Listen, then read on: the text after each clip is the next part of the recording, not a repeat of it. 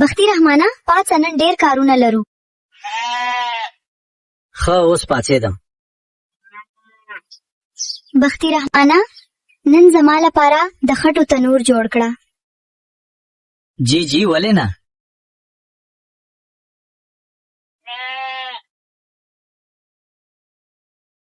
همدلته به ښه ځای وي.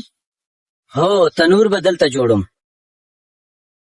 زیبا ما ته د څښلو لپاره اوبه راوړه. دا اوبه وڅښه.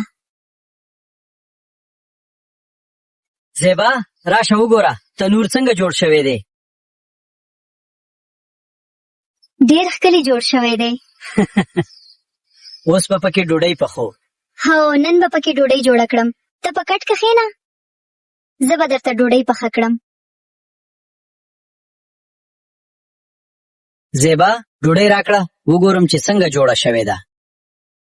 بختي رحمانه ډوډۍ څنګه ده؟ ډېره ښه جوړه شوې ده. دروازه څوک دی؟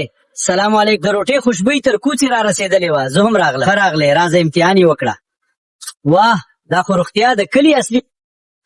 نن ورځ خو د کور خوند دوه چنده شو. زه به نورې روټۍ هم راوړم. سپین خان ته ډېر خوښېږي. که داسې خوند وي نو زه هره ورځ راځم.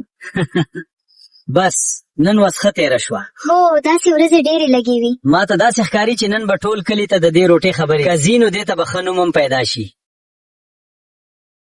نن ورځ ډېره ښه وه. هو دا ساده شېبې ډېرې ارامې وي. دلته ژوند ساده دی خو سوله پکې ده. په سادګۍ کې ده. ښه اوس زه خپل کور ته ځم. ښه سفر. سبا به بیا سره ګورو.